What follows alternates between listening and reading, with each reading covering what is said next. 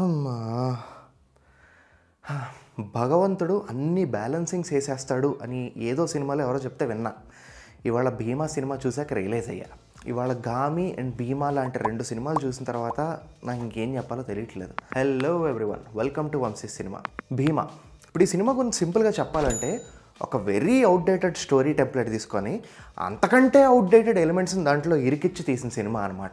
ఇవాళ రేపు టెంప్లేటెడ్ సినిమాలు తీసేవాళ్ళు కూడా అందులో ఏదో ఒక కొత్తదనం, టెక్నికల్గా కానీ యాక్టింగ్ వైజ్ కానీ ఫైట్లు కామెడీ ఏదో రకంగా కొంచెం కొత్తదనాన్ని ఇరికించడానికి ట్రై చేస్తున్న రోజులు ఇవి. అట్లాంటిది ఇలాంటి సినిమా తీసుకొచ్చి కొత్తదనం కాదు కదా, మీరు ఒక 20 ఏళ్ళు పాత సినిమాని తీసుకొచ్చి అందులో ఉన్న కామెడీ బిట్లు, అందులో ఉన్న లవ్ స్టోరీ బిట్లు తీసుకొచ్చి ఇరికిచ్చి ఇదిగో ఇదే సినిమా చూడండి అంటే I'm not ready for it. ఇప్పుడు ఎందుకు ఇంత ఫ్రస్ట్రేట్ అయిపోతున్నానంటే ఈ సినిమాలో ఉన్న కొంచెం కామెడీ, ఆ లవ్ స్టోరీ ఎట్లా ఉంటాయంటే చెరుకు రసంలో సాంబార్ పోసి ఇదిగో తాగు అన్నట్టు ఉంటాయన్నమాట. ఇప్పుడు కామెడీ అదేమన్నా ఫ్రెష్గా ఉందా అంటే లేదు, పోనీ నవ్విస్తుందా అంటే అబ్బే అసలు పొరపాటును కూడా. ఇంకా లవ్ స్టోరీ సంగతి అంటారా, మీకు చెప్తున్నా, నేను ఎగ్జాజరేట్ కూడా చేయట్లేదు. హీరోయిన్ అట్లా నడుచుకుంటూ వెళ్తుంటే హీరో కరెక్ట్గా ఆమె బ్యాగ్ చూసి అట్లా చూస్తూ ఉండిపోతాడు. కెమెరా కూడా దాన్నే ఫోకస్ చేస్తుంది అనమాట. ఇప్పుడు హీరోయిన్ అట్లా కాదు, these my eyes are up here అంటుందన్నమాట.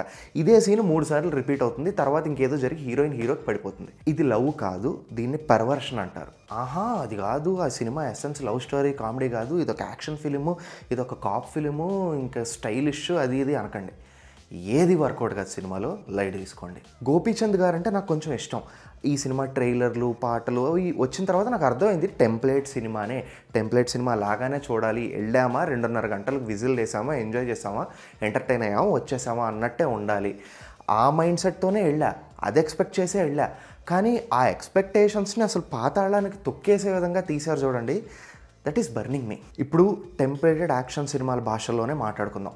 Villain అనేవాడు ఒక కర్కోటకుడు, వాడు ఒక కసాయోడు, వాడు చూస్తే జనాలు పోసేసుకుంటారు అన్న రేంజ్లో చూపించి వాడికి హీరోకి ఒక పెద్ద బ్యాటిల్ అవుతూ క్లైమాక్స్ ప్రీ క్లైమాక్స్ ఇట్లో వాడు కుదేలైపోతాడు, విలను హీరో వాడిని ఓడిస్తాడు అన్నట్టుంటే ఒక ఊపు, ఎమోషను, అడ్రినాలిన్ ఇవన్నీ. కానీ లిటరల్లీ హీరో ఎంట్రన్స్ సీన్లోనే విలన్ నాకు ఎర్రి ఫ్రూట్ని చేసి జోకులేసి వెళ్ళిపోతాడు. ఇప్పుడు ఆడిని చూసి నేను భయపడాలా? ఇప్పుడు ఆడేదో స్టోరీ పొడిగిస్తాడని నేను ఆశించాలా? మీరే చెప్పండి. పోని ఇవన్నీ కాదు, సినిమాని టెక్నికల్ డిపార్ట్మెంట్స్ ఇట్లా పట్టుకొని బాహుబలిలో ప్రభాస్ రథం లాగినట్టు లాగాయా అంటే అది కూడా లేదు. టెక్నికల్ డిపార్ట్మెంట్స్ కూడా చాలా బేసిక్గా ఉన్నాయి సినిమాలో. ఓన్లీ థింగ్ వర్క్ అయింది ఎక్కడ అంటే రవి బసూర్ బీజిఎం ఒక 2-3 సీన్లో వర్కౌట్ అవుతుంది, ఒక పాట వినడానికి కొంచెం బాగుంది అంతే. టెక్నికల్ డిపార్ట్మెంట్స్ అక్కడితో మర్చిపోవచ్చు మనం. ఇంకేమన్నా పాజిటివ్లు ఉన్నాయా సినిమాలో అంటే గోపీచంద్ గారి లుక్స్, ఆయన పెర్ఫార్మెన్స్ అంతే. డైలాగ్స్ కూడా చాలా బేసిక్ ఉంటాయండి. బేసిక్ కూడా కాదు, మనం ఏ రకంగానూ సీరియస్గా తీసుకునేలా ఉండవు ఆ డైలాగులు. సినిమాలో మెయిన్ పాజిటివ్ వచ్చి సెకండ్ హాఫ్ అండి. సెకండ్ హాఫ్ పాజిటివ్ అంటున్నానంటే అదేదో 10కి నేను 8-9 మార్కులు వేస్తాను అనుకోండి, 10కి 4 మార్కులు వేస్తాను సెకండ్ హాఫ్కి. సెకండ్ హాఫ్కే 4 మార్కులు వేసానంటే ఫస్ట్ హాఫ్కి ఇంకెన్ని మార్కులు వస్తాయి మీరే ఊహించుకోండి. ఇది చెప్పాలి. ఒక విషయం ఏంటంటే 'భీమా' సినిమా టికెట్ మీరు ఒక 100-200 పెట్టి చూసారనుకోండి, ఆ సినిమాలో మీకు 4-5 సినిమాలు కనపడతాయి అన్నమాట. ఓ కాంచనా, ఓ గబ్బర్ సింగ్, ఒక ఆగడు, ఆర్ ఇంకేదో ఒక పోలీస్ సినిమా, ఇట్లాంటివి. ఇది ఒకటి చిన్న పాజిటివ్. ఒక సినిమా టికెట్ కొనుక్కొని 4-5 సినిమాలు చూసినట్టు ఉంటుందన్నమాట. సో అదండి 'భీమా' సినిమా మీద నా రివ్యూ కమ్ పర్సనల్ ఒపీనియన్. అయినో కొద్దిగా హార్ష్గానే ఉన్నాను, కానీ ఈ సినిమా కొంచెం అన్న బాగుంటుందేమో అన్న హోప్తో వెళ్ళాను నేను. బట్ ఆ హోప్స్ను కూడా నాకు మిగల్చలేదు. ఈ సినిమాని నేను జనాలకి సజెస్ట్ చేస్తానా అంటే చేయను. It's not a good film. కానీ ఇక ఏదో సినిమా చూసేయాలి, నాకు చాలా టైం ఉంది కిల్ చేయడానికి అనుకుంటే మీరు వెళ్ళొచ్చు.